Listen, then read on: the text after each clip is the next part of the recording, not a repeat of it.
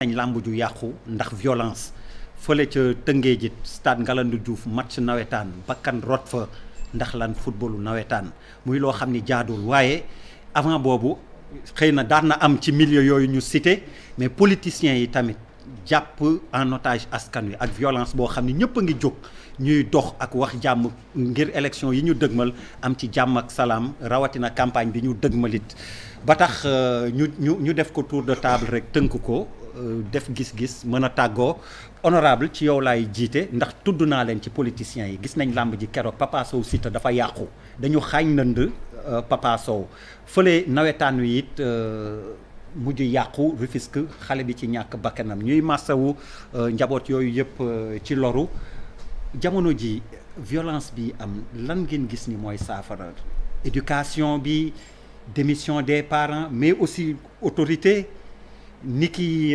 yéen ñi politiciens yi est-ce que vous montrez le bon exemple nan nga ko jàngatee. alors di jaale waajuru xale boobu génn àddina Rufisque ci nawetaan yi di fàttali rek ne ci plateau bi toogoon nañ fii. ñuy ŋaññ comportement député yi assemblée nationale ma ne leen assemblée nationale député yi jógewuñ dans le néant. ay sénégalais lañ comme ñun ñëpp jóge ci biir kër yi. Sénégal tey boo demee assemblée nationale gaa yi ngi xuloo di xeex di saagante boo duggee sa oto dugg ci circulation bi tout le monde est violent. Les nerfs sont à vif. nga dem ci sport bi gaa yi ngi xuloo di xeex di reyante. keroog dégg naa benn boy borom sareet bu rey morom bi pour 40 000 francs ñëpp a mer. bu ko fecc ak seen doom. taximan bi ñu ray point aussi ñaar ñi ko def pour 70 000 francs. pour 70 000 francs. ils ont tué le taxi. donc ñëpp a mer. ils ont. bu ko fecc ak seen doole.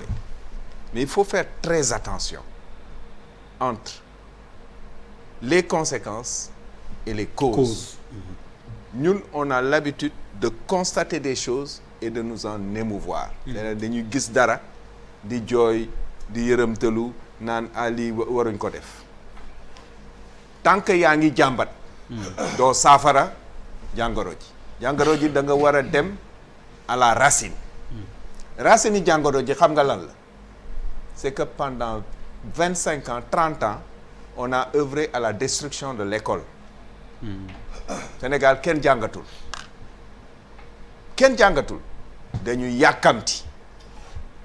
Maintenant les gens vont dire politiciens yi ñooy lëndëmal nii politiciens yi ñoo def lii moo tax xale yi bëgg leen a roy et cetera non c'est-à-dire école moo amatul Sénégal su may wax école nit ñi dañuy foog ne école Samba Diag la wala école Léona Garçon non école mooy fi ñuy tabaxee bopp nit xel le lieu de structuration de la pensée fi ñuy defaree nit mu ràññee daal di détaché wu de son aspect animal ñun ñëpp dañu am ay pulsions bugg a def loo xam ne moo ñu neex mais non seulement dafa am contrat social bi mais dafa am fu ñu jóge yar gi papa ak yaay di def ci ñun après ñu dem ca njàng ma daara ja jàng daal di am xam-xam ràññee xam nga de suma xariti bool yi léeg-léeg dañ ma koy wax dans le monde du business dañ man naan suñ ma nit dénkee benn projet ma ne non loolu mënuma ko ñu ne ma yow da nga dof nit du wax mënuma ko da ngay jël ba pare seet naka nga koy defee jàng mooy tax a ragal moo tax ñu war a jàngal nit ñi boo jàngee boo xamee ci ngay tiit boo xamul dara du la téye da ngay fëx rek di dem lu romb sax nga def donc le gros problème du Sénégal mooy njàng mi dafa yàqu complètement te dañ ko war a redresser duñ dem fenn sans njàng.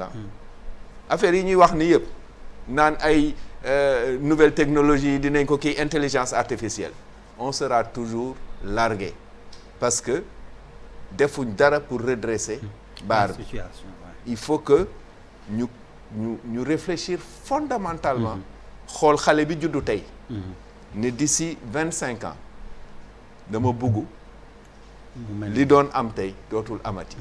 noonu la Corée def noonu la ay dëkk yu mel ni nu mu tuddati Singapour def dañu jël xale bi juddu tey gis nga Chine aujourd'hui dañ la naan benn technicien duñ ko former Chine parce que ñoom weesu nañ technicien pendant longtemps ils ont été les ouvriers de l'Europe aujourd'hui ils sont les ingénieurs du monde ku juddu Chine dans 25 ans ingénieur ngay doon loolu lañ décidé Sénégal nag on sera là faire de la politique à faire de la corruption surtout corruption bi tant que loolu dindiwuñ ko fii notre pays continuera à être gangréné ñi bëgg a feju duñ feju ñi bëgg a lekk duñ lekk bu yàggee man wax naa ko fi nee naa leen yeggaguñ ci fi ñu war a yegg fi ñu war a yegg mooy xam nga mooy lan nga nekk sa biir kër booy ñëw dugg ne la d'accord uma nga dëkk fii man ma nekk ci mbedd bi c'est ça qui va arriver si on ne prend pas les bonnes mesures.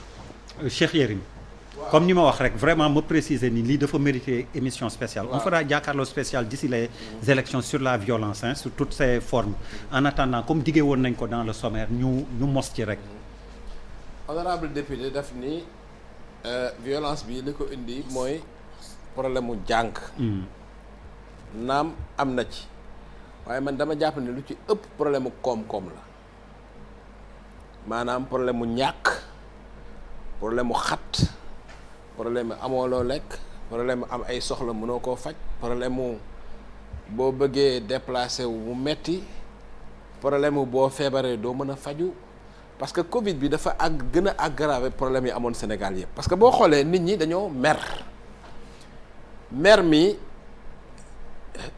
sport bi au fait prétexte la rek maanaam prétexte la rek bu nit ñi jaar pour wane seen mer mais même ci circulation bi léegi da ngay gis koo xaw a kii tuuti rek sax day réagir noo xam ni da ngay xam ni voilà nit ñi sës nañu maintenant ba pare da ngay xool violence bi nga analyser ko parce que maa ngi gis ci Facebook ñu bari di bind naan voilà Cheikh Yérim Seck waxoon na dëgg ci làmb jeeg yooyu non man d'accord ma ci loolu xam nga lu tax parce que nañu xool mbër yi nga xam ne ñooy indi ñiy def violence bi fan lañ jógee maa ngi dégg keroog TFM ñu naan Siteu pourquoi bu Siteu di bëri rek muy am problème yu mel nii parce que Siteu fi mu dëkk fi gën a metti ci Sénégal la dëkk yëmbal la dëkk quartier boo xam ni li gën a metti ci réew mi Lansar jàmm gën Lansar maanaam daal banlieue la dëkk boo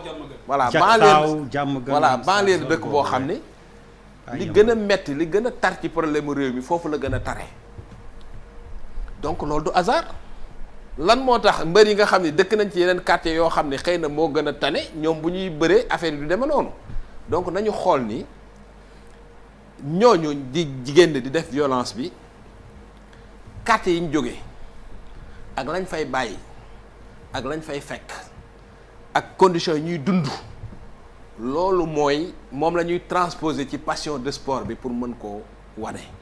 exutoire voilà liñ ci mën a jànge nag mooy nañu jéem a xool réew mi lu ñuy def ba ñëpp gis ci seen bopp.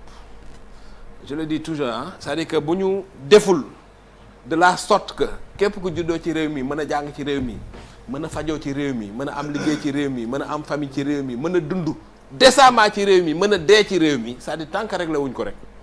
nañu xam ne fu ñu toog rek ñu ngi toog ci poudrière xal boo xam ne nii à tout moment mën na exploser maintenant nag est-ce que xëy suba ni da ngay annuler nawetaan yi pour man loolu c'est pas une solution nawetaan yi kenn waru ko arrêter parce que ne serait-ce parce que dina permettre nit ñi sax ñu défouler seen énergie négative tey boo arrêté nawetaan yi c'est comme ni nga defoon ci confinement bi tëj nit ñi bañ xëy soo exploser mooy li may wax rek voilà on légifère par émotion. voilà comme nit ñi au moins nawetaan yi mën na leen permettre ñu défouler wu.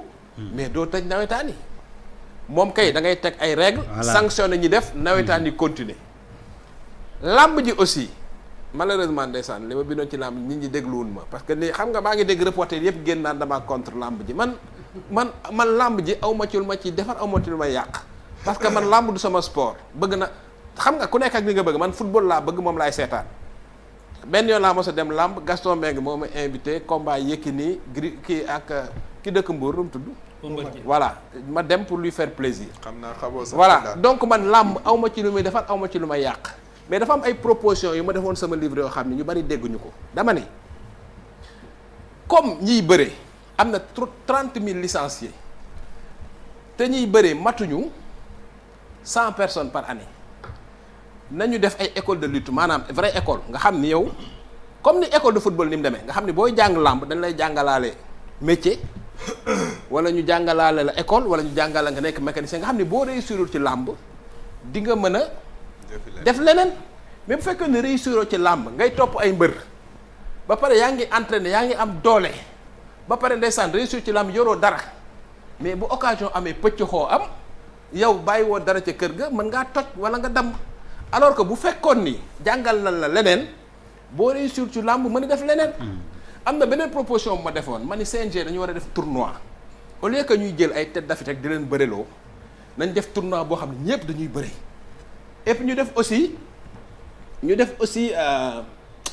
comment ça s'appelle encore ñu def aussi bëri simple parce que bëri dóor dafa metti et puis deret yuy tuuru ñu naan takk ci rip ak yooyu ñi koy seetaan ñi ci gën a woyof bopp mën nañ jàpp ni violence c'est normal alors que bëri dóor Sénégal rek la am ci àdduna bi man président Togo mos na ma invité seen lamb yooyu Eva la lañ koy woowee mais foofu façon bëri boobu c'est extraordinaire façon technique boobu da ngay te kenn du dóor lutte gréco-romaine bi am Jeux olympiques mais lutte bu rafet la te kenn du dóor bref loolu yëpp question yëpp laa tegoon ci table mi nañu xalaataat lamb ji nit ñi nag journalistes yi comme dañu bëgg sensationnel li dama bind contre lamb ji lenn rek laa d'accordu noonu mooy lan mooy biir école yi ñu fay entraîner wala ci cahier yi ñu ciy def ay mbër parce que aussi xam nga xale buy gis mbër yi di entraîner ci école bi day jàpp ni yoon pour réussir ci àdduna mooy bëre wala xale di gis par exemple cahier yi kenn defu ci Einstein kenn defu ci Senghor kenn defu ci Cheikh Anta Diop ci ñu def ci ay mbër day jàpp ni lii mooy modèle réussite man loolu laa wax mais proposition yi ma defoon yaa xayti mu laan buñ ko appliqué woon tey xëy na làmb ji dina continuer exister bref pour systématiser sport violence ci sport yëpp la am nag te du fii rek aussi am na réew yoo xam ne sax c'est plus grave encore. mais yéen bul épargner les politiciens. waaw avant ñuy gis kaawu arène bi ak nawetaan. waaw les politiciens yi temps yi ñoo ñu amee woon ci côté boobu. il faut le reconnaître ci maanaam daal bref. te jeexagul. bref daal tey bu ñu nekkoon ci réew moo xam ne réew mu développé la politiciens rek bu leen épargner ñi teg xale yi ci mbedd bi. mais man je suis même d'accord. xoolal la pire des violences dans ce pays c'est les enfants. non bien sûr honorable man wuyu ma. man honorable man je suis même d'accord boo ma nee même la presse Bamba Kassé ñi ngi doon wax sànq bu dina ma mere mais même bu leen neexee ne la presse bokk nañ ci parce qu'on relaie parfois de ces choses là. waruñu ko woon relais xëy na wala les titres de la presse maintenant. Oui non wuy ma. elle restitue les Papis faits c'est pour dire à honorable làquma kenn. wuy ma dóor ñi làq kenn. presse Sénégal ngay gis nit. Papis non violence bi gën a métti. non may ma rek ci presse Sénégal la nekk. Papis xam nga lu tax ma wax loolu. Yérim s'il te plaît ma violence bi gën a métti. Yérim may ma rek ma préciser xam nga lu tax kii laa doon tontu non violence c'est pour lui dire je commence par moi-même par ma corporation honorable làquma kenn dóor kenn bu ma leen tuddee yéen politiciens yi je ne m'exclus même pas voilà sànq je m'excuse Charles j'ai été très violent avec toi mais dama ne réew mi daal pour résumer pour jeexal pour tëj li ma wax on peut épargner la presse tu sais pourquoi parce que elle ne crée pas la violence elle la restitue xëy na elle le fait de façon mauvaise wala excessive mais elle ne crée pas la violence. Bouba yow noppi.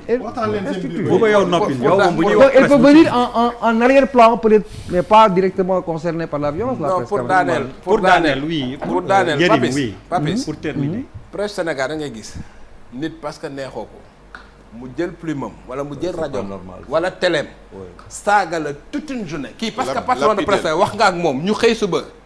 pas normal. dina saaga. Malal mos na am lu mu wax fii jàkkaarloo mais ñu xëy suba mais c'est extraordinaire di ko saaga suba ba ngoon émission yëpp bref loolu violence mënu ko passer bienvenue waaw loolu violence mënu ko passer xam nga ma presse Sénégal moom violence bi ci nekk dafa grave maintenant pour terminer yaa xayti mu laan réew mi nañu jéem a xool c'est là où je rejoins justement honorable député non c'est là où je rejoins Pape Djibi sans être naïf Pape Djibi parce que politiciens yi yow yaa xam ni lu ñuy defit maanaam lu ñu tëgg rax ci përëm même bu fekkee dañuy def semblant que dañuy defar réew mi aussi li ñuy njëkk a xalaat mooy nu ñuy def ñoom ba régler seeni problème fi ma koy rejoindre mooy il faut que ñuy jiite xam ni aussi les Sénégalais existent xam nga ma ñu jéem a xool le peu li ñu am nañ lañ koy séddalee noo xam ni au moins nit ñi dinañ mën a régler yenn problèmes yu élémentaires yi. Et puis il y a beaucoup de pays qui ont montré que c'était possible mais Cap-Vert il y a quelques années Cap-Vert il y avait rien. Ils sont aux États-Unis actuellement, il y a 12 présidents. Est-ce que yaa ngi dégg pays africains invités. Voilà. Rwanda en 94 cimetière la woon. Seychelles benn île la boo xam dara néew fa. Ils ont leur monnaie hein. Quand même. Afrique du Sud mouroir la woon. dama lay expliquer c'est-à-dire que maanaam amul miracle. Ghana avant Jerry Lawson di ñëw jungle la woon. Waaw ils ont vendu voilà. du chanvre voilà. pour faire des cordages assez. Mais léegi lan moo tax philosophie lan moo tax daaneel bi yàgg na de. waaw non c'est important waaw daaneel bi dafa am solo parce que sama xol mooy wax. lan moo tax laa xayti mu laan du ñu jéem a góorgóorlu du ñu jéem a góorgóorlu pour li tuuti li am ci réew mi. jaare na ko foo xam ne nii au moins nit ñi dañ gis seen bopp ci réew mi wasalaam. waaw non xam nga li tax Pape il demandait mais bàyyil yow Charles non c'est que Charles oui tu as toujours soutenu que le Sénégalais était devenu violent fii nii man nee naa leen oui gisaguñu et que dara gisaguñu dara man j'étais de ceux qui te contestaient mais là gisaguñu dara xam nga DER bu ne làmb fu ma d'accordul si moom ak yow si làmb si école yi làmb yi dafa war a dugg si biir école fekk xale yi seen biir classe ñu leen lan mooy làmb ñu créer ko philosophie am parce que am na philosophie am na tradition am na culture am na lépp si biir merci mënuma nangu suma doom di dem muy jël kimono di ko takk jël am lu mooy solee kimono lu ngay takkee te sa ngemb munoo ko takk mooy sa tradition oui Charles waaw dëkk da nga koy xalaat école bi ngeen ci génn de. pardon njàng mi ma leen wax. nga ne njàng ma leen wax ca njëlbeen. mais ngeen ci génn non mais pareguma maa ngi ñëw ça veut dire su ma làmb laay rek dugal mooy tabax nit. dama am chance teel a dugg si art martial mu façonné suma life complètement kon sa tànk day jóg. non yëkkati non mais dañuy laaj. en direct démonstration démonstration. parce que yaa ngi ñu wax arma te man musuma gis nga yëkkati tànk wala loxo. waaw quand même. waaw vraiment arrêt gauche non non waxam yëpp léegi balaa ñuy xam ndax kii la na ko réalisateur bi mu yëkkati kii bi. da ngay phase ñu xam. kii bi sa jambe kii bi jambe gauche da jóg ki xool ki maître Shaolin non mais nañu xool non déedéet. non da ngay bàyyi Roger bu ñëw woon leen. waaw bàyyi Roger bu ñëw woon leen. Roger c'est le frère mon petit frère ceinture noire waaw yoo xam nga ko bu bàyyi Roger ñëw woon leen. suñu kër moom ba soxna si ñëppay jox ñu benn rek. mais da ngay dimbali napp wala non dañ ko ñaan. yéen defe naa da am nañu droit ñaan suñu grand. am na ko ñu rek tànk bi lañu bëgg ñu tànk c'est que yéen non yéen dafa wax lu gën a graaw déggu leen ko dama amoon benn nee na ba ci seen famille non art du combat mais ñu waaw waaw du ma wax waaw grand may ñu ko. su ma soxla même su waa ma tànk sët bi day rek. kung fu boo fa duggee saa waay Charles moi je retiens que da nga ni même madame dafay kung fu madame ñëpp laa dugal si biir léegi maa ngi doog a xam lu tax nga ragal waaw man kay j'assume je suis waaw boo demee nag der ay 60 ans yooyu ngay bëgg a jee ay kii dañ lay man dugal de c'est tout ce que je retiens nee na madame sax day kung fu këram mais dama la bëgg a ne waaw dama la bëgg a ne làmb dañ ko war a dugal suñu biir école façonné parce que si biir mun nañ si génne dara quelque chose de martial dootoo gis yenn comportement yi bés boo jëlee sa ngem am lu nga koy takkee ñu leen ne ngay dox ñu lay wax lii laaw mooy lii galgal mooy lii la mais buñ ko codifier ñu structurer ko dugal ko si suñuy biir doom affaire yi dafay changer boobu beneen nga dañu ne nawetaan man ça fait plus de 30 ans moi dama football nawetaan nekk président ASC Niayes Thioker en 1991 xale laa woon si laa ne woon nawetaan da nga koy football ba 25 ans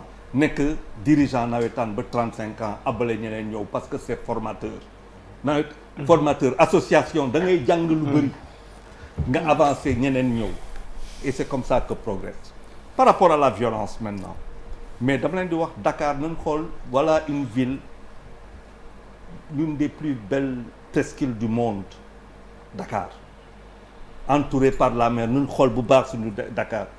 une presse qui tourne le dos à la mer dootuñu gis géej ga Dakar di nga toog di tourner yëpp dootoo gis géej ga gars yi ñu ngi tabax rek dafa am ñoo xamante ne am nañ xaalis pour tabax si tefes ga yow bii dëkk foofu munoo ko gis géej ga boo yorul astut doo mun a ñëw janoo ak géej dan la kaa tere loolu du violence c'est une énorme violence ñu toog xool suñuy doom yi mënuñu leen proposer dara ñuy jël gaal di dem la pire des violences mooy nga dugg gaal ne da ngay def ay 4000 kilomètres si gaal 2000 3000 kilomètres si gaal mais loolu violence mënu ko passer on regarde ça n'émeut personne tous les jours Lampedusa mu am 700 600 yu fay wàcc mu am ñu bëri ñuy dee amul violence bu ko gën a grave ñu toog xale yi dañu toog ba nga xamante ne tey faw que ñu exprimer wu benn kii lañu am mooy la violence te la violence depuis yàgg la violence depuis yàgg quand il y a eu les morts au stade c'est avant le Covid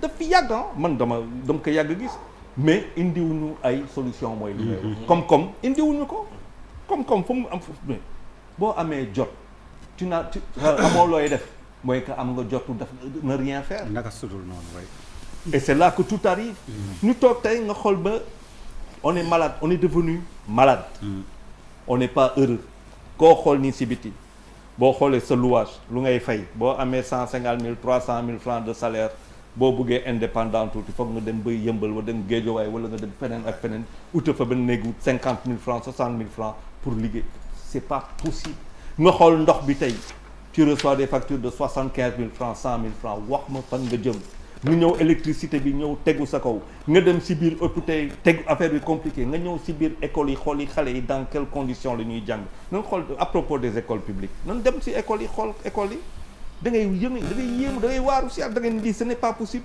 on vit dans un environnement boo xamante ne non seulement de nous satisfaire di la kii ba pare toog di la kokkali di la ne ay fii ay wax yoo xamante ni politique mais c'est tout da nga ne sànq école mais quand il y avait l'UAC mais xam nga da nga mun nañ bokk nu mu tudd nekk dans la même classe bañ a bokk koñ mais avant loolu moo doon force bi da ngay bokk classe da ngay nekk lycée de la Fosse wala nga nekk Vanvo wala nga nekk kii samedi nga football si sa école ngeen ànd lu mu tudd mercredi ngeen ànd football wala handball wala basket wala athlétisme samedi ngeen dem terrain kii dem gendarme kii dem Gorée kii dem mais le fait de jouer déjà ensemble parce que école aussi c'est un lieu de rassemblement et plus les gens vont loin maanaam dem ba terminal ba dem ba université plus mooy lu ngay wax sànq dañuy gën a enclin à la violence mais pourquoi aujourd'hui l'université est-elle violente mais parce que politique moo fa dugg du politique de parce que dañ jàngul non attention mais politique waaw xam nga politique bu fa duggaloon kon dañuy jàng parce que foofu rek la politique amatul jàng waaw mais pourquoi amatul jàng politique mosul jóge université non waaw mais attention politique mosul jóge université waaw mais attention c'était pas pareil parce que ñun politique université lañ ko jàngi politique mosul jóge mais attention ñun jànguñu ko sax université si lycée ba la commencé ba ñuy nekk quand on avait des tendances de gauche à l'époque des idéologies nit ñi à partir de 4e 3e boo jàng mooy tax nit bañ corruption jàng mooy tax nit am liggéey non du jàng jàng non bokk na si quoi bokk na si honorable dégg bu baax li ma lay wax jàng laa la wax de boobu ani éducation jàng wax ani yar non loolu mooy jàng non loolu mooy jàng non dafa am benn xam nga yéen da ngeen di jaawale nee naa leen jàng du benn mbaar non honorable am benn nit buy wax am ay nit yu déglu non honorable jàng mooy ràññee non la première jàng bu njëkk ga mooy lu ngay jàngal sa bopp ba xam lu ngay yooyu yaay kan kooku mooy la première chose déet dafa am loo xamante jàng la non dafa am loo xamante ne sa bopp xam nga nag loolu laa wax philosophie une philosophie de vie il faut l'avoir on n'a pas de philosophie de vie mu ngi denc ci ñun depuis 100 ans la philosophie denc ci ñun aujourd'hui on a une idéologie alimentaire lu ñu tax a jóg lan la c'est alimentaire bu fekkente ne ba tey Sénégal fu ñu toll nii tey ngay xalaat alimentaire mooy que dafa am lu nga raté ça c'est primaire c'est un besoin primaire la philosophie de vie c'est un principe c'est là qu'elle naît te loolu ñun amuñu ko loo munti gis koo munti waxal lan la lay wax affaire am rek matériel mais fan nga jëm religion bi dañuy wax rek dañ koy mbubboo tous dara naada gëmuñu ko. mënuñu toog di violent ñii ñii ne on est catholique pieux on est musulman pieux ba pare dëkk bi mel nii ça veut dire que on se raconte des histoires. ok Charles, rendez-vous dans une prochaine émission. waaw 2 secondes. oui violence après Malal non c'est que violence pour man amul dara lu koy justifier parce que gars yi ils sont scindés en deux ñi jox ay raisons éducationnelles économiques machin pour man amul dara lu ko mën a justifier parce que à la base il y a notre humanité et humanité boo ko jàngatee valeur la il faut nga yoo xam ne c'est humain ça n'a rien à voir. tu dérapes violence psychologique dafa am violence économique dafa am violence politique am. Papis loolu violence politique ça légitime la violence. non on parle de violence. on n'a pas dit violence politique. ni administrative ni sociétale tout ce que tu on a dit violence. dama ne quand tu me parles de violence moi je convoque de violence économique yoo xam ni. Papis yéen bàyyi ko mu yeggali. oui débat mais xoolal j'avais bien dit Yérim j'avais bien précisé tour de table et une autre fois on se retrouve on va approfondir une prochaine fois. dafa singili waaw tey moom Papis oui yéen ñaar xam naa. non c'est mon ami Papis. mais dafa am violence économique boo xam ni parce que nit ñi dañu jàpp ni violence physique rek moo am maanaam nga dóor nit wala nga gaañ nit wala dara violence verbale lan moo ko gën a metti violence verbale maanaam nga toog nit wax ko loo xam day bëgg a xaru wala ma dugg ci suuf lan moo ko gën a metti. je suis d'accord avec toi dafa violence médiatique bi am ci Sénégal lan moo ko gën a metti violence politique économique bi am maanaam yow nga juddoo ci réew mi màgge fi war a am li ñëpp am nga am ay diplôme te boo amul ko la pistonné mënoo am liggéey. c'est une violence. foofu la violence yam Papis. c'est une violence oui. violence boo xam ne ñoo xam ne nii yow ëpp ñu kenn mérite ëpp ñu kenn xam-xam ëpp ñu kenn légitimité ci réew mi di jël alal réew mi ñëpp xam ko. parce que boo xoolee seen salaire nga comparé ko ni ñuy dundee da ngay xam ne ñii xaalisu réew mi la ñuy jël. kon on se comprend pas dama bëgg a xamal ne ba pare ñu koy wane. à mon sens rien ne peut justifier la violence je ne dis pas que c'est pas une forme de violence dama ne. rien ne peut justifier la violence. il y a de la que violence la justification soit économique politique sociétale éducationnelle tout ce que tu veux je suis contre parce que. mais Gandhi a dit de la lâcheté à la violence je choisirai la violence. c'est des valeurs Yérim déglu leen ko quand même. waaw mais Papis il y a le droit de résistance à l'oppression. exactement c'est-à-dire lu nga wax ni du xel du xam-xam nit ki buñ la opprimer kooku c'est un droit fondamental de l'homme. ñëwaguma ci oppression je parle de la violence. mais oppression mooy violence. violence mooy oppression. je comprends aussi il parle sur le principe. ah déedéet non man li may wax ni. non mais Yérim wax dafa am solo. non mais buñ la opprimer maanaam buñ la bund xatal. non Papis buñ la bund xatale. déedéet non dafa nag Papis buñ la bund xatale. moo tax comprendre Papis buñ la bund xatale.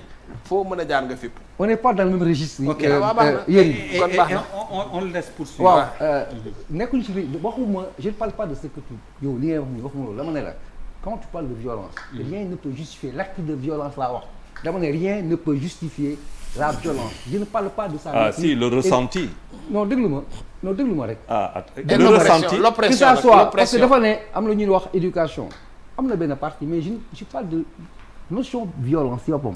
qui n'est économique dama ne économiquement ça ne peut pas justifier que tu sois pauvre pour être auteur ou acteur dans une violence ça ne c'est pas cohérent pour la simple raison que sama humanité parce que quand tu convoques l'humanité tu parles de valeur règle la yëpp valeur c'est aux antipodes de la violence. mais pauvreté violence la pauvreté non je dis pas que c'est pas une violence dama ne rien ne justifie l'acte de violence parce que le sujet vous da ngeen xaw a sori sujet bi parce que on est parti du prétexte mooy Ngalandou Diouf bi ak la lutte.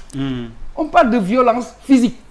Là, on parle de violence physique. Maintenant, dans le développement, vous êtes allé jusqu'à parler de violence des origines. Je peux le comprendre, mais sur le cas précis, pour être en conformité avec ce sujet, c'est de la violence physique essentiellement. Moi, je suis dans le sujet.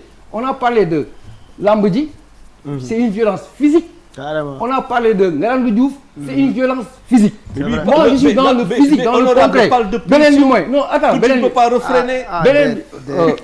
Et la violence née de la pulsion que tu ne peux refréner. beneen bi mooy je suis d'accord avec honorable fu mu waxee oui il passe à fu mu waxee ne au Sénégal dañuy légiférer sur l'émotion. Je suis totalement d'accord avec lui sur loolu pour cette question précise affaire nawetaan bi boo ak lamb bi c'est les deux cas qui m'intéressent boo ñëwee ci football bi finalité football du niñ koy xalaatee ñàkkal ko fayda parce que aujourd'hui dans un pays de ce globe il y a un président de la République qui s'appelle Georges Weah qui n'a autre chose que la trajectoire sportive footballistique pour être président point barre benn boo jógee ci kaw président boobu tu vois au Japon qui est une référence à plusieurs niveaux la lutte les Somotori yaa ma ko gën a xam Charles c'est des références c'est des sportifs donc moo tax ma ne voilà pourquoi il y a la pertinence quand il parle d'émotion ceux qui sont auteurs ou responsables de cette violence dans les navétanes et dans la lutte ce ne sont pas les principaux acteurs du navétane il faut que les gens prennent en compte cela benn affaire mooy ces innocents là ces garçons qui n'ont d'espoir que de réussir par leur talent et leurs compétences en termes de football on va les liquider parce qu'il y a des gens qui sont c'est pas non ça ne se fait pas comme ça da ngay am courage il faut avoir le courage d'accepter que dans le sport du Sénégal muy la lutte que muy navétane il y a un problème mais avoir un problème ou être face à un problème ne t'oblige pas à arrêter l'activité d'accord c'est ça le fond du problème il y a trop d'émotions dans cette histoire te leneen li mooy on est dans une période de relance de tout ce que tu veux après le Covid bi mais est-ce que imaginez ngeen le monde qui gravite autour de ce navétane là est-ce que imaginez ngeen ko le caractère économique qui en découle mais il y a pas de caractère économique à avoir dans les navétanes mais il y a des gens qui vivent très bien pendant les périodes de navétane Charles attends mais qui vivent très bien qui ne dépendent ni de l'État ni d'aucune institution ni structure seulement parce qu'il y a une activité de navétane football ou lutte ils vivent de ça Jambar. Il y a des familles à ma mère, des familles, des gens qui vivent de ça. Nous avons été des acteurs de cette... Moi j'ai été capitaine d'équipe de navétane. Est-ce que xalaat naa violence à côté? Et combien de gens qui sont dans les navétanes? Donc on ne doit pas sacrifier ces jeunes, ni ces lutteurs-là également. L'État doit avoir le courage d'accepter qu'il y a un problème et que face à ce problème, il trouve des moyens pour éradiquer cette histoire de violence. Hooliganisme moo gënoon graaw foofu lii. Le hooliganisme a existé pendant des années. Les Européens ont accepté, ils ont fait le constat, ils sont allés au combat contre le hooliganisme dégëtloo ko. Il y a une forme moo am yenn façon mais boobu ils l'ont éradiqué, ils n'ont pas arrêté l'activité parce que dafa am ay caractère ak essence économique ak espoir dafa am lu muy équilibré. On a parlé des incidents de mars. Les garçons qui sont sortis parce qu'il y avait les couvre-feux, amatuñu lu ñu lekk, amatuñu lu ñu naan, c'était pas politique peut-être. Voilà, là c'était une violence économique parce que dañoo xiifoon et il y a également une bombe à retardement. On bloque ces gens-là, on ne leur offre pas une alternative. Il y a des risques également. Donc le courage du Sénégal, c'est de dire oui, il y a de la violence, mais ceux qui ne sont pas inscrits dans cette logique doivent être encadrés en tant que citoyens et que ceux qui sont à l'origine de cette violence, qu'ils soient sacrifiés ou sanctionnés. C'est ça la vérité. Alors Papis, pour te résumer, nee nga malade bi feebar bi metti na solution bi du nañ ko rey mu dee. Ah non, il faut pas arrêter ça. Oui, c'est ce que je dis, c'est pour te résumer. Mais Papis tey yaram bi tàng na. Mais est-ce que ce sont les navétanes qui sont violents? Du solution. Ma ne ku feebar du solution bi nee na navétane n'est pas violent. Mais allez malal Charles yow mi dëkk Ñaay Cokkeer wala Buuba yow mi dëkk Médina est-ce que doon ngeen ëffal ay xaj temps boy est-ce que doon ngeen ëffal xaj? Ñëpp ëffal xaj. Oui, xam nga ñun ñëpp dañuy on est super heureux de teg seetaan xeexu ñaari ginaar. Mais est-ce que tu sais pourquoi? Est-ce que tu sais psychologiquement ce que ça veut dire? Il y a la pulsion de violence. Oui. C'est psychologique. Mooy oui non mooy dafa ne ci ñun. Mais dafa am li nga wax loolu laa d'accord dañu wax làmb. wax match nawetaan. Boy bu match nawetaan amee parce que Yérim dafa wax waxu xaalis. C'est extrêmement important booy dañuy jouer paris sportif. te booy dañuy taxaw ci boppu koñ bi ne la balaa am bu ñu jàddee est-ce que jigéen la ñuy njëkk a gis wala jigéen wala góor la ñuy njëkk a gis parier l'argent est au cœur match nawetaan yi la plupart booy yi koy tas parieurs yi la ah. Dañuy jouer ah c'est pas les joueurs. Oui mooy li nga wax c'est pas là. booy dañuy parier comment? non dañuy teg moo nii sur le match. Oui, entre ñoom teg moo nii ne par exemple diw mooy jaxaay ASC jaxaay mooy njëkk a dugal kenn ASC Jubo mooy njëkk a dugal gars yi dañuy dem ci ay 1 million 2 millions 3 millions. ok moi c'est ce qu'on m'a dit. ok bu ASC Jaxaay njëkkee dugal fekk groupe bi nga xamante ne dafa miser woon ci Jubo. ok les gens s'organisent tas match wàcc ci terrain après sumol commencé am. sumol mooy naka la simol wala simol commencé am mooy boy c'est vol à l'arraché topp ci oto yi fëgg tijji et cetera et cetera. fu ñu romb bif ba xam nga yooyu yu am la mais boy yi parce que bu ñu fàtte ni également Sénégal. non loolu dootul violence ça c'est du banditisme. non de mais le banditisme. mais forme de violence non dootul violence. ah non ils usent de la violence pour arriver à leur fin. mais comment c'est de la mafia. non mais comment on peut délier. c'est pas de la violence. non comment on peut délier la violence du banditisme. Dans le banditisme il y a de la violence. non tu peux ne pas être un bandit et non mais munoo ko wax munoo tu peux pas dire ça. non attention. ça c'est du banditisme. je ne suis pas d'accord avec non dama ne ça n'a rien à voir avec. mais li ñuy def les actes qu'ils posent ci mbedd mi c'est des actes de violence. mais Malal. je suis d'accord.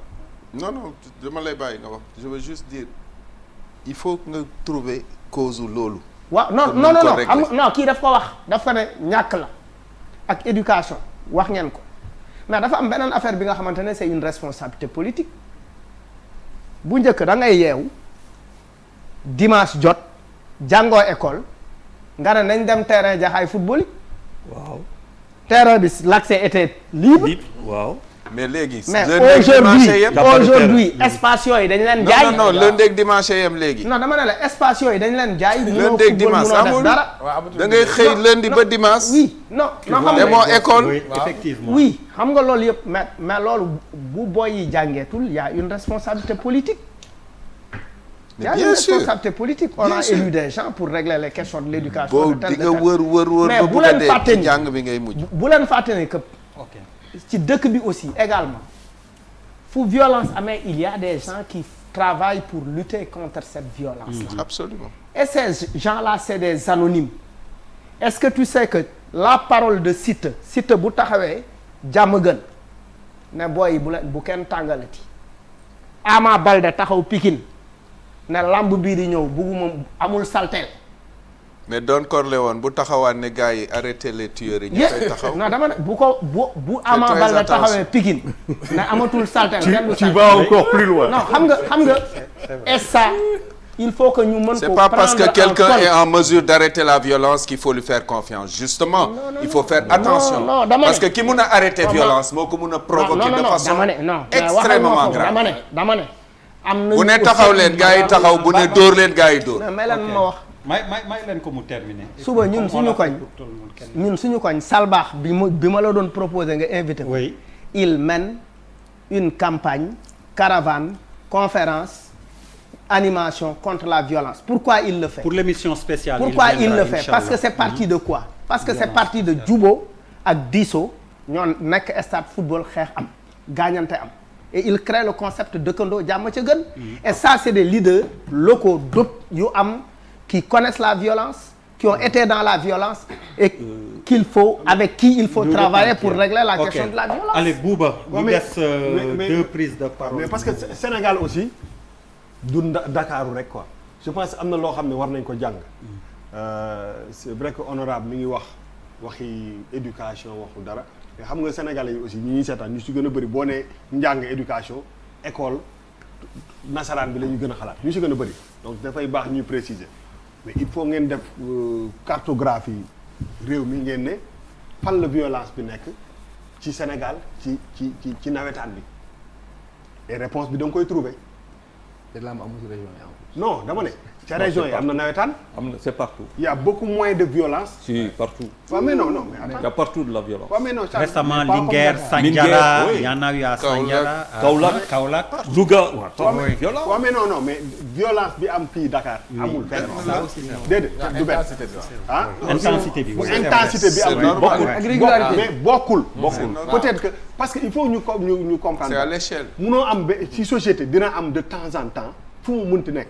ah dina am de temps en temps mu am débordement benn événement am par exemple le cas du combat de Siteu ak Papa Sow il faut ñu kii benn adulte par rapport ak li ñu gis moo jël benn percussion dóor ko nit loolu benn acte nit envers moromam la isolé munoo jël ñëpp nga dugal leen ci biir boobu parce que aussi fu nit ñi nekk nit yi dañuy fi àddina bi yëpp dinañu dóorante dinañu rayante dinañ jamante yàlla moo dogalee àddina mu demee noonu nit jël na sabar dóor ko kii nit mu kii il faut que tamit ñu traité ko ci loolu incident boobu am ñu bañ ko aussi généraliser amplifier bañ ko amplifier parce que dafa am ci biir affaire bi quand on parle de lutte la plupart du temps d'une façon peut-être même inconsciente day am tuuti stigmatisation parce que la lutte ñu bëri dañ koy dajale ak boole ak lu violent quoi loolu la doon xam nga dañ koy xaw a xoolee d'en haut et peut-être que c'est pas le cas donc loolu acte bu isolé la mënoon na arrivé feneen mën na arrivé télé bi ñaari nit histoire technicien jàppante fi kenn dóor kenn fu ne daf fay am donc nañ ko jëlee aussi ci cadre boobu c'est pas quelque chose qu'on voit tous les jours maintenant man li ma gën a interpeller mooy inconscience bi nga xam ne nit ñi nga xam ne dañuy poser yenn actes yi moom la ñuy doxee c'est-à-dire que les gens ils se rendent même pas compte des fois de ce qu'ils sont en train de faire te boo gisee boo xoolee même en mars ce qui s'est passé boo xoolee ngay dara xew booy yi di génn ñii di dóor kii même buñ koy def xamuñu exactement ñoom ce qu'ils sont en train de faire. ils se défoulent. voilà ils se défoulent rumbulement booy yi toppante xam nga toppante di def lu leen neex et je pense que côté boobu aussi même les parents aussi dañ ci am part de responsabilité je pense que aussi nit ku ne war nga fexe ba nga xam ne li ngay jàngal sa ay njaboot aussi ñuy bañ a dugg ci lu mel noonu parce que nit ñi booy bën a bëri ci kër la ñuy jógee comprendre nga ko et ça c'est très important mais li am solo ba am solo mooy aujourd'hui ci mim réew lii ku ci taxawul pour mu tiital la nga xam fan la ñu mën a jëm teel ko arrêté léegi je pense que dañuy dem ci ay lendemain yu gën a xaw a compliqué. il faut faire face au problème c'est vrai non benn affaire bu ndaw rek mooy pour non les militaires guinéens qui ont été kidnappés Bissau Guinéen. Bissau il faut Guinéen. bien préciser oui. ñu kidnappé indi leen ba. indi leen ba Dakar c'est-à-dire waaw ay pêcheurs. ay pêcheurs ñoo kidnappé waaw ay napp ay garde-côte guinéen. dafa am ñu jàpp ci ñoom en Guinée-Bissau. ñoom it en retour. mais Charles. non dafa ay acte isolé la rek. non non dafa fait divers la jéegu la. mais loolu war na extraordinaire quand même. si tu entends et ils ont été rendus aussi il faut le. ouais mais si tu entends le mais Charles on les a retournés à leur. si tu entends le ministre si tu entends le ministre de la pêche Alioune Ndoye lu mu wax c'est-à-dire. Charles bàyyil mu sedd. bàyyil mu sedd. waaw bàyyil mu sedd. ils viendront chez vous. oui merci alors. ils viendront sëñ chez Maïssa juste ci violence bi rek benn tour de parole nga jox Pape Djibi ñu jeexal. li ma jàpp ci lii mooy société sénégalaise moo feebar. waaw. am na benn cause mooy défaut de justice sociale. bu am ci réew mi. tey damay jël exemple parce que dañuy dugg ci kër yi. di xool condition de vie nit ñi di leen déglu mais nit ñi dañu mer jàpp seen ñàmbur boo demee Yoff am na ñuy fanaan ci tefes gi ci mbaaru géej fa la ñuy fanaan parce que seen kër xajatuñu fa benn exemple la ñu ngi laaj extension Yoff parce que xat na mais nga gis fi ngay laaj yow nga moomoon ko ñu exproprier la pour cause d'utilité publique utilité publique bi extinction am nga laajaat pour am foo suturaale sa bopp ak sa njaboot ñu ne la moomoo alors que ñu ngi attribuer ñeneen loolu ci cause yi gën a suuxat injustice bi ci dëkk bi loolu daf ci bokk xale warul am jot dafa war a nekk ci gëstu ut xam-xam ci ut xam-xam boobu citoyenneté dañ koy fàtte mais dafa am solo naka la ndaw war a nekk ci réewam c'est extrêmement important day rejoindre li honorable wax sànq nga jóge fa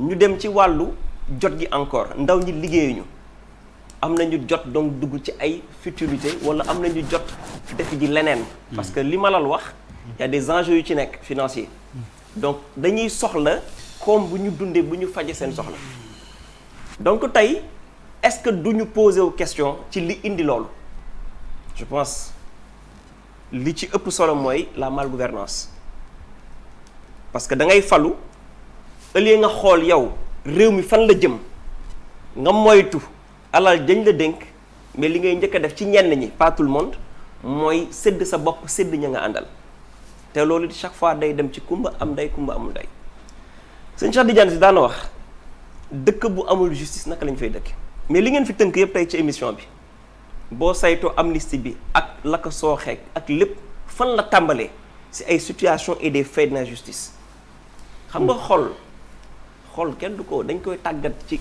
mbaax ci jub ci leer mais xol yoo xamante ne ci ay ndaw saa yu ñu xëyee la ñuy gis mooy ak njubadi ci njiiti injustice dóor kii bàyyi kii dóor doom làq doom fi ñuy mën nag évacuer ñoom seen mal vivre di leen metti mooy ci mouvement de masse yi navétane lutte et cetera donc c'est important nit ñi dugg dans les maisons xam nga dañuy toog ci mbedd yi rek di wax mais da ngay dugg kër Yoff di proximité par exemple heure añ jot mais da ngay gis kanam yi nu muy crispé gis kersa giy dox sa diggante ak ña nga xamante ne ñoom nga seeti mais loolu ñun faaw ñu def ko pour xam askan wi fan lañu toll li ci ëpp solo tey yaa ngi politique de. non politique gu ma mi ngi fàttaliwaale dañuy fàttali mais bon dañu am ay restrictions nag. non politique gu ma dañu dox ci lu mën a jëmale suñu askan kanam dañuy dox ci lu mën a jëmale suñu askan kanam dañuy dox mais dañu am ay restrictions duñ ko nangu nag. mais buuba dañuy dox constater des problèmes propagande yaa ngi kii non propagande ma de yaa ngi attaqué fële di defar waaw di def non dëgg la buuba dañuy constater des problèmes socio-économiques dans la vie des Sénégalais qui explique la violence qui explique ni ko teer waxee la violence te loolu li ko war day delluwaat encore mënuñ ko ci génne ci homme politique yi homme politique yi ñoo war a seetaat seen bopp ñoo war a tegwaat ci yoon ñoo war a tegwaat ci njub pour dëkk bi justice li ñuy woote justice sa sëriñ sa sang sa yonent li muy woote justice mën a am ci dëkk loolu la ñuy soxla rien de plus papa ji bi ci mbokk lébi bu laay jóge déggoo nim la woowee de papa ji bi tey foofu nga ma jaar ñuy nuyu raan tey foofu nga ma jaar mais c'est bien aussi de rappeler que politique dañ ko inventé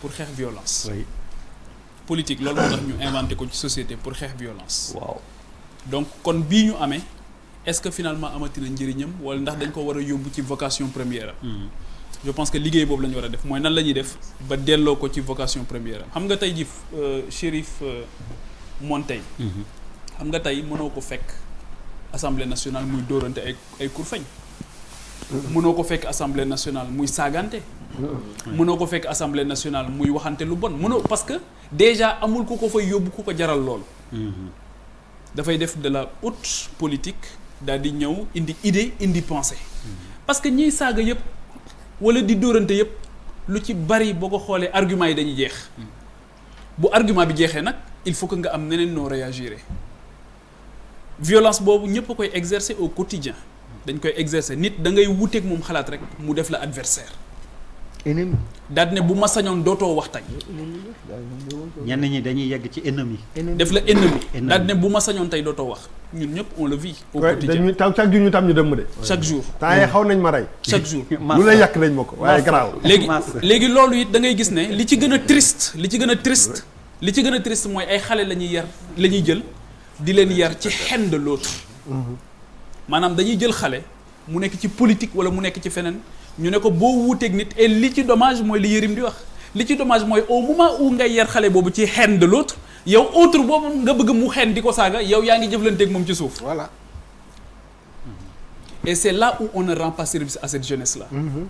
bi nga xamante ni dafay nekk di traverser benn désœuvrement bu am solo donc loolu ça me semble fondamental mooy pourquoi la politique a été inventée parce que comme ñoom à la kulli xaal ñoom ñooy décider te am na ci loo xamante ni vision lay doon ak leadership boo xamante ni ci ñoom lañ koy xaar ñu incarner ko faaw mu dem ci ñoom leneen li mooy pour rester toujours dans la même veine ci jeunesse bi waxoon naa fi suma benn sœur boo xamante ni amoon nañ ci incompréhension ma ne ko il faut que ñu xam yan type de jeunes la ñu am ma ne ko dañu am une jeunesse des villes am peut-être une jeunesse de la banlieue am une jeunesse des campagnes am une jeunesse même issue des cités religieuses bokkuñu nu ñuy exprimer seen mécontentement ndax kenn ku ci nekk ak ce processus de socialisation mais li ci am solo foofu te man foofu laay ñëw mooy dafa am loo xamante ni aussi dañ koy négliger et ça me paraît fondamental c'est l'éducation religieuse jàpp naa ne lu am solo la mooy yow tey jii te loolu valeur sportive la diine jàngale ko mooy face à la défaite quel doit être ton comportement face à l'insulte quel doit être ton comportement c'est-à-dire que jàngal luñ ñu ñàkk pour man li xew aussi bien Ngalandou Diouf que li xew arène nationale man de ñi mu surprendre dama ne xanaa ñoom dëkkuñu ci réew mi réew moo xam da ngay gis ku ñàkk di xalangu di yuuxu ñii di mbëkk mbir yi di jooy ñii di def lu ne ñii di dóor keneen parce que ñàkk na loolu lañ fi yàgg a gis loolu moo fi am c'est-à-dire que quel doit être le comportement ci boo ñàkkee te loolu diine daf la koy wax diine daf lay wax ne la li ngay wut soo ko amul lan moo nekk sa comportement li nga bëgg soo ko amul lan moo nekk sa comportement nit bu la waxee lu la naqari lan moo war a nekk sa comportement nit bu la defee lu la naqari lan moo nekk sa comportement ndax boo jekkoo da ngay jekkali wala da ngay jéggale ndax boo jekkoo nag da ngay jekk loolu ci jekkali waaye ndax da ngay jéggale wala déet la valeur du pardon la transcendance dans des situations difficiles dama koy wax souvent xale yi may waxtaanal lu bari ma ne leen na ngeen di jàng ci di dégg lu leen naqari na ngeen di jàng ci ñu leen di wax lu leen naqari na ngeen di jàng te di waxtaan ak koo xamante ni wóor na la li muy wax jaarul ci yoon. jàng rek. te loolu am na ci loo xamante ni malheureusement ce sont des valeurs que l'on n'acquiert pas sur les bancs d'une école. Et c'est là où l'institution de base est fondamentale. C'est là où l'institution de base est fondamentale mooy yow kër gi. kër gi. lan moo fay xew. nan la ñuy conflit yi nan lañ ko fay gérer parce que day am conflit mooy lieu bi njëkk bi am conflit bi abrité conflit waa conflit yi foofu nan lañ koy gérer. sa yaay bu ngeen amee désaccord wala sa papa bu ngeen amee désaccord parce que dafay am nan ngeen koy gérer. C'est là où la religion prend toute sa place dans le processus de socialisation parce que diine waxuma une certaine interprétation de la religion qui voudrait que dañuy nelawul nit ki jël xelam déedéet diine mooy taal sa xel ba nga ci yeewoo di ci lekk di ci naan di ci dund xel dafa am solo c'est un don de Dieu te dama ci joxe benn exemple léegi pour wane nit ñu rawee keroog maa ngi koy wax der bi ñuy def kii édition spéciale bi ci Gambie da ngay jël ñaari xale kii juddoo Europe wala Amérique kii juddoo Sénégal kii ñu tàggat ko mu dugg ci firme yi gën a mag di xalaat nekk ci laboratoire de recherche yi xalaat oto defar ko ba mu jekk def ci toutes les dispositions sécuritaires ba mu jekk def ci lépp ba mu yem ñu indi ko fii Sénégal xaleb Sénégal bi jël ndombo ak ay téere takk ko ci volant bi parce que moom nee na lii mooy tax du këpp mais rawante nañ te yow yaa ngi gis lii di ko nangu xale yi li ñu war a yar ci ñoom mooy méritocratie li ñu war a yar ci ñoom mooy xam seen bopp xam xel mi leen yàlla defal ni mu rëyee li ñu war a ci yar ci ñoom mooy tawhid mooy nga wéetal yàlla xam ne njëriñ ak lor ci sunu borom lay bàyyeekoo waaye du bàyyeekoo feneen lan la ñu fi gis léegi plateau de télévision yëpp yu ci bari kan mooy sa noon nooy moytoo sa noon nooy defanteeg sa noon soo xëyee ñàkk dara sax jàpp ne yërim moo la ko teg soo amul xam-xam foog ne diw moo la ko teg tu identifies partout quelqu'un qu'il faut abattre tout de suite seen xol yi bon nag parce que xol yi ni mu bone mooy da nga yéene sa morom musiba képp koo xamante ni musiba dal na nit sa biir xol nga yëg mbégte xamal ne yow ku feebar nga damaa am ku fi mas a génn def benn déclaration di am lu muy wax ci man am ku ma woo di am lu muy wax ci man bala muy tàmbali rek di am lu muy wax ci kooku bala muy tàmbali rek ma ne ko je t'arrête net parce que kii di wax ci man di ma attaqué moom dafa bokk moom mi may attaqué dafa bokk ci li tax ma am taxawaay bi ma am tey parce que je le considère comme une victime d'un système parce que jàpp na ne lii muy def rek moo mën a tax ki ko yónni kontaan ma ne ko kii li nga xam ci moom safaan sax man bul ma ko wax bugguma ko xam te loolu diine moo ko def ci man diine dafay tarbiya nit dafay tarxiya nit daf lay yéegal ci élévation spirituelle et gis nga nag quand bu géej gi ne tekk tous les capitaines sont très bons waaye bu géej amee tempête ci la ñuy xam les bons capitaines mooy yarkat yi yar bala ngay xam ndax yar nga wala déet problème am bala ngay xam yar am na wala déet nga nekk situation Baye Niass daf doon wax ne radiyallahu taala anhu daf doon wax ne su ma taalibe su ma paree ci moom fu mu dem day soppi waate waaye kenn du ko soppi Cheikh Ahmad Bamba mii nga xamante nii dafa nekk tamit une figure emblématique keroog bi mu génnee ci 7 ans de privation de liberté ñu téye ko Gabon dans des conditions extrêmement difficiles mais ba mu fay jógee dafa joxe une grande leçon dafa wax ne afawtu anil ahda'i turran la wax dana jéggal naa ñi nga xamante ni ñëpp ñoo ma tegoon ci conditions yu métti yi le pardon mooy tax nga accéder à l'universalité mais on ne sait plus pardonner